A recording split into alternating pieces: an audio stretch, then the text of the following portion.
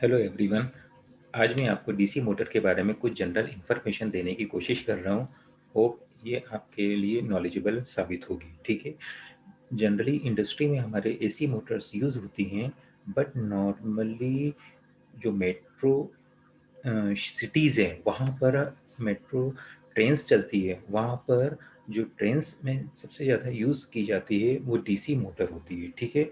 इसका सबसे ज़्यादा वाइड एप्लीकेशंस वहीं पर किया जाता है। ठीक है। इसके बाद हम आगे देखते हैं कि इसके मेन प्रिंसिपल क्या होते हैं। ठीक है। तो अ machine that converts DC power into mechanical energy is known as DC motor. Its operation is based on the principle that when a current carrying conductor is placed in a magnetic field, the conductor experiences a mechanical force. Okay, the direction of the force is given by Fleming's left hand rule.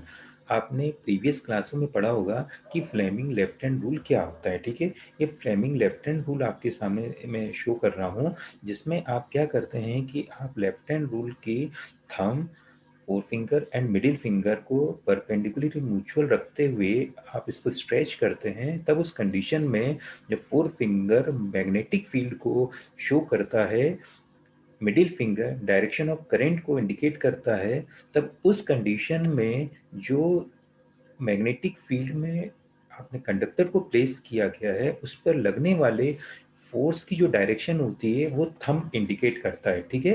This is your Fleming left hand rule. ये आपने previous क्लासों में इसको study किया हुआ है। ठीक है। और इसी को आप अप्लाई करते हैं कि जब अपने नॉर्थ एंड साउथ पोल के बीच में किसी कंडक्टर को, यहाँ पे एक रेक्टेंगुलर कंडक्टर को प्लेस किया गया है, तब उस कंडीशन में उस पर जो फोर्स जनरेट होगा, किस की डायरेक्शन आप फ्लेमिंग लेफ्ट हैंड रूल से जानकारी को, फ्लेमिंग लेफ्ट हैंड रूल आपको उसकी डायरेक्शन शो करेगा। और इसकी जो वैल्यू होती है वो होती है F is equal to B into I into L. Okay. और अगर यही जो आपकी कॉइल इन दो नॉर्थ एंड साउथ पोल के बीच में आपकी शो हो रही है, ये अगर किसी पर्टिकुलर एंगल पे मूव हो जाती है, तब उस कंडीशन में इसी वैल्यू, यही value F is equal to B I L into sine theta हो जाती है। ओके। अब हम आगे चलते हैं। इसके बाद नेक्स्ट इसका दूसरा पोर्शन है। इसमें आपको ये जानकारी होना चाहिए कि जो ईएमएफ इसमें जनरेट हो रहता है उसको हम किस नाम से जानते हैं। ठीक है। तो इसका नाम हम यहाँ पर बैक ईएमएफ के नाम से या काउंटर ईएमएफ के नाम से जानते हैं। When the armature of a DC motor rotates under the influence of driving torque, the armature conductors move through the magnetic field and hence an EMF is induced in them. The induced EMF acts in opposite direction to the applied volts, और इसकी direction, और इसको हम Lenz law के accordingly निकालते हैं, and is known as back और counter EMF. और इसको हम लिखते हैं ई और सबस्क्रिप्ट बी वहां पे शो करते हैं। ओके। इसके बाद हम आगे देखते हैं अगले उस पोर्शन में कि हमारा इसकी सिग्निफिकेंस क्या होती है। बैक ईएमएफ अगर डीसी मोटर में रह रहा है तो इसकी सिग्निफिकेंस क्या है। The presence of back EMF makes the DC motor a self regulating machine, that it makes the motor to draw as much armature current as is just sufficient to develop the torque required by the load. Okay. Back EMF in a DC motor regulates the flow of armature current, that is it automatically changes the armature current to meet the load requirement. Okay. तो ये इसकी हो गई आपकी कि back EMF की significance क्या होती है। ओके। अच्छा, अब हम आगे आते हैं कि डीसी मोटर के पार्ट्स क्या होते हैं। ठीक है। मैं आपको बता दूं कि मैंने प्रीवियस आपके सेक्शन में जब आपको डीसी जनरेटर बताया था, तो जैसा डीसी जनरेटर का कंस्ट्रक्शन होता है 95% वैसा ही कंस्ट्रक्शन डीसी मोटर का होता है, ठीक है। सिर्फ इसके जितने भी पार्ट्स होते हैं, मतलब एक होगा आपका आर्मेचर ऑब्लिक, जैसे आपने रोटर होता है, दूसरा इसमें एक जो आउटर में आपका स्टेटर होगा, तो आपको हो गया रोटर एंड स्टेटर। उसके बाद अदर पर्शंस जो आएंगे आपके commutator, brushes, axle, permanent magnet and DC power supply. Okay, ये इसके मेजर सेलिएंट पार्ट्स हो गए, ठीक है। तो DC generator and DC motor में जो चेंजेस आता है, वो main construction point of view इसका जो रहेगा वो 95% डीसी जनरेटर के समान ही होगा, ठीक है। लेकिन जो मेन फंक्शनिंग में जो थोड़ा चेंज आ जाता है, वो आपका आ जाता है कम्यूटेटर एंड ब्रुशेस पे। ओके, तो इसमें कम्यूटेटर एंड ब्रुशेस की जो फंक्शनिंग में जो चेंज आता है DC generator and DC motor के in compare to DC motor के केसेस में, वो यहां पर मैं आपको थोड़ा सा बता देता हूं। इसमें क्या होगा कि आपने डीसी सप्लाई तो दी है, लेकिन यहाँ पे कम्यूटेटर की फंक्शनिंग क्या हो जाएगी, in order to produce unidirectional force और टॉर्क, क्योंकि हमको क्या ये हमने सप्लाई दी है, क्या इलेक्ट्रिक सप्लाई दी है, और इसको मैकेनिकल पावर, मैकेनिकल आउटपुट हमको लेना है, वर्क कराना है, तो हमको वहां क्या है, एक टॉर्क की जरूरत पड़ेगी। तो in order to produce unidirectional force break or torque on the armature conductors of a motor, the conductors under any pole must carry the current in same direction at all times. Okay, तो यहां पर हमें जो commutator होता है उसकी main functioning क्या हो जाती है, the function of commutator and brush gear in a DC motor is to cause the reversal of current. Okay, means जो करेंट की जो बोल वो है, आपको क्या करना पड़ेगा कि जो रिवर्सल ऑफ करेंट है उसको यहाँ पर main commutator and brush gear assembly के थ्रू हम प्रोवाइड करते हैं। ओके, तो the function of commutator and brush gear in a DC motor is to cause the reversal of current in a conductor as it moves from one side to brush to the other. Okay, so this is the most important point of the DC motor. Okay, अब हम आ जाते हैं कि अब इसके कुछ equation को note करने का तरीका हम यहाँ पे देख लेते हैं, voltage equation of motor. Okay, जैसे यहाँ पर एक मैंने एक सिंपल एक टाइप लिया हुआ है डीसी मोटर का। यहाँ पर हम यहाँ देखते हैं कि हमने यहाँ पे डीसी सप्लाई दी गई, डीसी सप्लाई से आपने जो सप्लाई दी गई ये लोड करंट हो गई, यही लोड करंट यहाँ पर ये जंक्शन पर आके एक जो दो पार्ट में डिवाइड हो गई, और एक आर्मेचर पे चली गई और एक इसकी शंट वाइंडिंग में चली गई। ओके, तो अब हम इसका इक्वेशन कैसे नोट किया जाता है वो मैं आपको बताने की कोशिश करता हूँ, ठीक है। आपने जो सबसे पहले अप्लाइड वोल्टेज दिया, बैक ईएमएफ ईबी जनरेट हो गया, ठीक है। इसके बाद आप यहाँ देखेंगे आपका आर्मेचर चूंकि है उसका वाइंडिंग है तो उसका कुछ रेजिस्टेंस होगा, तो इसको हमने आर ए से शो कर दिया, ठीक है। एंड जो आर्मेचर से करंट हो रही है उसको हमने सबस्क्रिप्ट नाम के साथ दे दिया आई ए। ओके, ठीक है। अब जो बैक ईएमएफ होता है वो किसके अपोज में रहता है, अप्लाइड वोल्टेज के। Okay, so the net voltage, okay, यहाँ पे मैं आपको शो कर रहा हूं दिस वन, कि नेट वोल्टेज जो रहता है वो क्या होगा, यहाँ पे आप देखेंगे the net voltage across the armature circuit is V minus EB. Okay, तो इस कंडीशन में आपका जो आर्मेचर करंट दी जाएगी वो किससे दी जाएगी, V माइनस ईबी, और जो रेजिस्टेंस डिवाइडेड बाय जो आर्मेचर का रेजिस्टेंस है divided by R A. Okay, तो ये आपका हो गया आर्मेचर करंट का इक्वेशन, और साथ ही साथ इसी से हम जो टर्मिनल वोल्टेज जो हमने सप्लाई की गया है उसका होगा EB plus I R A, ठीक है। तो इस मैनर में हम वोल्टेज इसका इक्वेशन को नोट करते हैं। ओके, इसके बाद हम आगे आ जाते हैं armature torque of A DC motor, मतलब टॉर्क हमारा आर्मेचर पे कितना जनरेट हो रहा है। ओके, तो यहाँ पर जैसा आप यहाँ पे आप देख रहे हैं कि ये आपका रोटेटिंग पोर्शन जो डायग्राम में शो हो रहा है ये तो आपका आर्मेचर का शो हो गया, ठीक है। इसकी स्मॉल आर रेडियस हो गई, ठीक है। और इसके पर्टिकुलर एक कंडक्टर के ऊपर जो लगने वाला है वो फोर्स को हमने 90 डिग्री पे इसको शो किया है, ठीक है।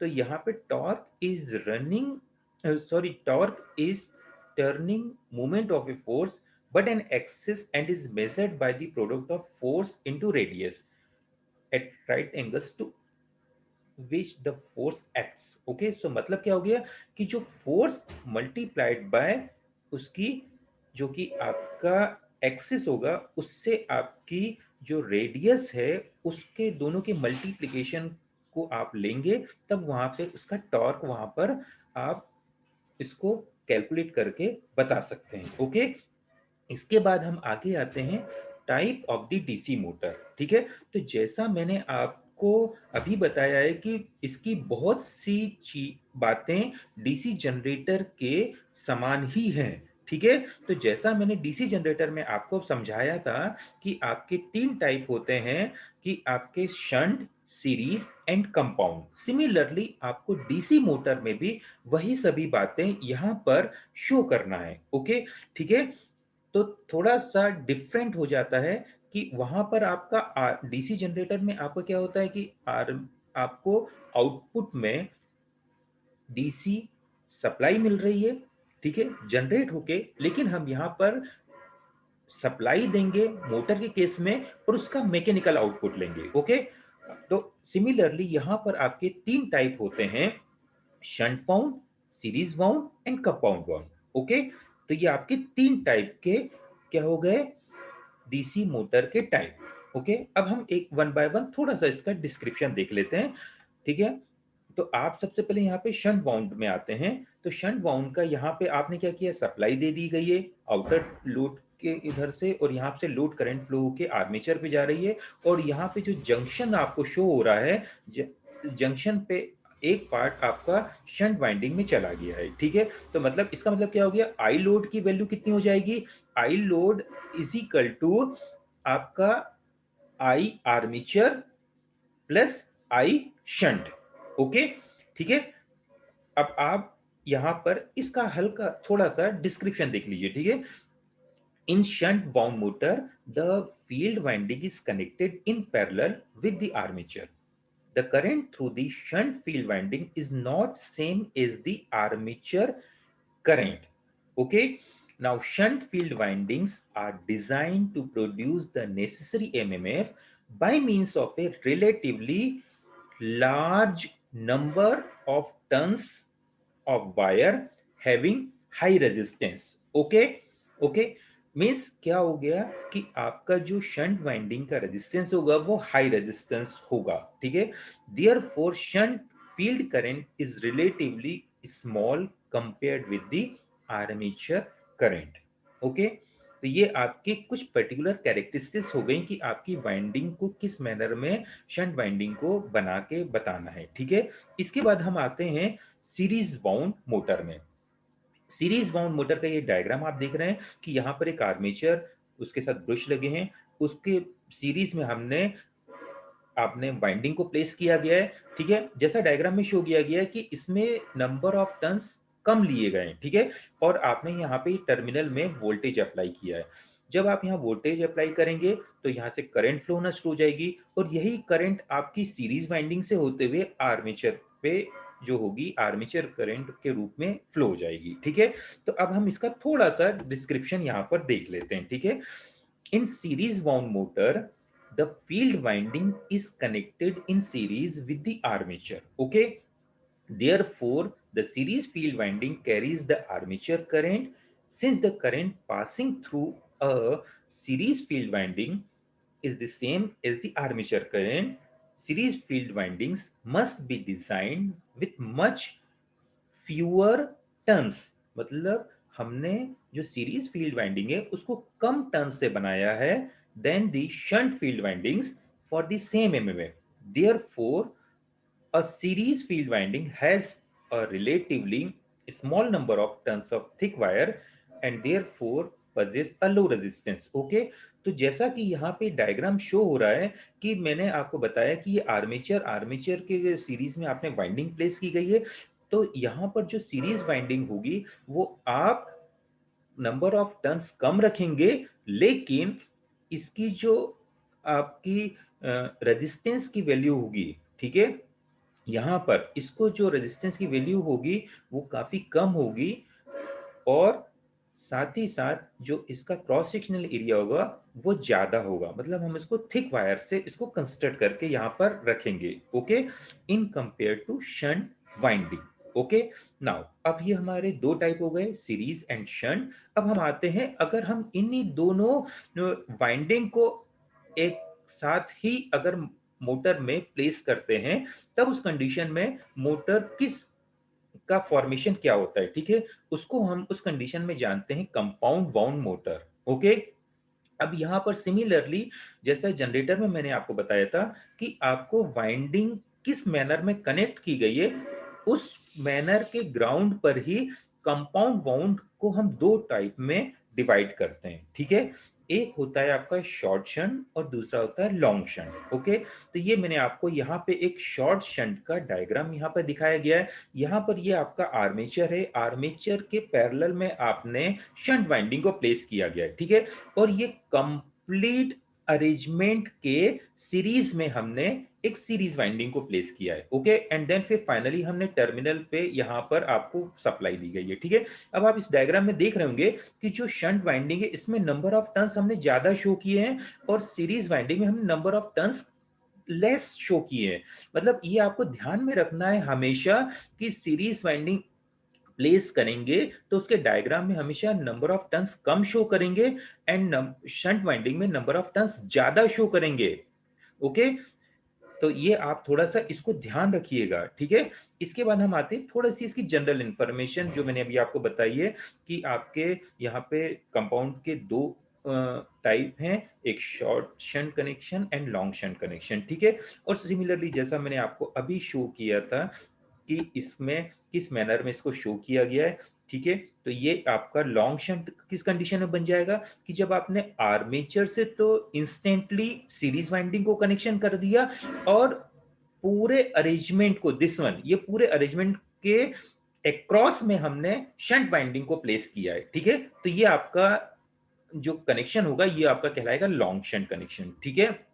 इसके बाद हम आते हैं इसके थोड़ी सी जनरल बातों को जानने के लिए कि when the shunt field winding is directly connected across the armature terminals it is called short shunt connection, and when the shunt winding is so connected that it shunts the series combination of armature and series field winding is called the long shunt connection. Okay, ठीक है।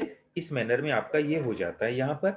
अब एक छोटी सी बात, हम थोड़ा सा एक जनरल इंफॉर्मेशन है कि अगर आपका यहाँ पर मशीन को हम मोटर के रूप में वर्क कर रहे हैं तो इसका फॉर्मूला टॉर्क का क्या होता है, ठीक है। ओके। तो जैसे कि मान लीजिए कोई डीसी मोटर है, ठीक है। डीसी मोटर का जो आर्मेचर है उसका आर, स्मॉल आर हो गया average radius of the armature. Okay.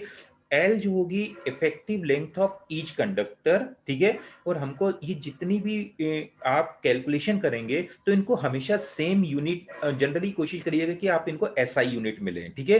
Z is equal to total number of armature conductors, A is equal to number of parallel path, I is current जो होगी वो each conductor में होगी, ठीक है। और इसी का एक स्मॉल फॉर्मूला होता है I A divided by A. Okay. B क्या है, एवरेज फ्लक्स डेंसिटी, इसकी यूनिट होगी weber per meter square. Phi है फ्लक्स पर पोल, इसकी यूनिट होगी वेबर। एंड पी है नंबर ऑफ पोल्स, ठीक है। अभी जैसे मैंने बताया था कि अगर किसी क्वाइल या कंडक्टर को आपने दो पोल के बीच में रखा गया है तो उस पर जनरेट होने वाले फोर्स की वैल्यू कितनी होती है, B into I into L, और यूनिट होती है इसकी न्यूटन्स। ओके, ठीक है।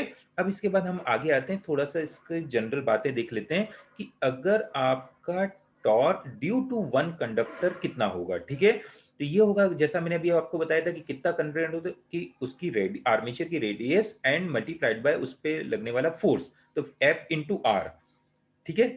अब हम यहाँ पे आगे एक स्टेप और बढ़ते हैं कि टोटल आर्मेचर टॉर्क कितना हो जाएगा, जितने नंबर ऑफ कंडक्टर होंगे मल्टीप्लाइड बाय वन कंडक्टर का टॉर्क, तो हो गया Z into F into R. Okay. और वंस अगेन हमने यहाँ पर क्या किया है कि आपने यहाँ पर जो फोर्स जनरेट हुआ था, ठीक है, उसको हमने यहाँ पे सब्स्टिट्यूट कर दिया, ठीक है। तो इसकी वैल्यू हो गई Z into B into I into L into R. Okay. Now once again हम अगली स्टेप में आते हैं कि हमने यहाँ पे आई की वैल्यू क्या थी, that is the I A divided by A. Flux density हमें पता है बी की वैल्यू होती है फ्लक्स पर यूनिट एरिया, तो इसको हमने फाई अपॉन ए ले लिया। और एरिया कितना हो जाएगा, A is equal to 2πRL divided by P। ठीक है, ये आपका एरिया हो गया। अब हमने इन्हीं सभी स्मॉल जो रिलेशंस हैं इनको हमने टॉर्क के इक्वेशन में रखेंगे, तो ये हमारा फाइनली एक्सप्रेशन आ जाता है T at armature is equal to 0.159 Z into phi into I A multiplied by P upon A. इससे हम टॉर्क की वैल्यू को कैलकुलेट करके बताते हैं। ओके, ठीक है। इसके बाद यहां पर एक चीज और मैं आपको बता देता हूं कि अब ये तो आपका हो गया कि डीसी मोटर में टॉर्क को कैसे आप कैलकुलेट करके बताएंगे, ठीक है। इसके बाद आता है स्पीड। ठीक है, स्पीड को हम कैसे कैलकुलेट करेंगे, ठीक है। तो जैसा मैंने आपको पहले भी बताया था कि आपका यहां पर जो है कि डीसी मोटर होता है, तो इसमें मैंने अभी आपको बताया था बैक ईएमएफ फिजिकल टू क्या होता है, V minus I A R A. मतलब क्या हो गया, सप्लाई वोल्टेज में से हमने माइनस कर दिया जो आर्मेचर पे ड्रॉप हो रहा है, ये आपका क्या होगा, बैक ईएमएफ हो जाएगा, ठीक है। अच्छा, एक बात ध्यान रखिएगा कि डीसी जनरेटर और डीसी मोटर में जो ईएमएफ जो वोल्टेज एग्जिस्ट करता है उसकी वैल्यू का जो न्यूमेरिकल फॉर्मूला है वो कॉमन होता है, ठीक है। और उसको हम P5NZ डिवाइडेड बाई 16 A से देते हैं, ठीक है। जनरेटर के केस में यही चीज जनरेटेड वोल्टेज कहलाती है और मोटर के केस में यही बात आपकी बैक ईएमएफ के सामने एग्जिस्ट करती है, ठीक है। तो जो P5NZ डिवाइडेड बाई 16 A का फॉर्मूला है वही हम once again as a back EMF use करेंगे, ठीक है। तो वंस अगेन हमने क्या किया, जो general equation of the back EMF का था उसमें हमने इस ईबी की वैल्यू को सब्स्टिट्यूट किया एंड फाइनली आपकी स्पीड की वैल्यू को कैलकुलेट किया, ठीक है। तो ये आपका आ जाएगा v minus I A R A divided by 5 multiplied by 60 into A divided by P into Z. ये हमने इसको रीअरेंज कर लिया है, ठीक है। तो इस मैनर में आप speed of the DC motor calculate करेंगे। ओके, तो ये कुछ जनरल बातें थी जो मैंने आपको यहाँ पे डीसी मोटर के बारे में बताने की कोशिश की है। होप ये आपके एग्जाम पॉइंट ऑफ व्यू से हेल्पफुल होंगी। ओके, नाउ आप इन सभी चीजों को अपने रिकॉर्ड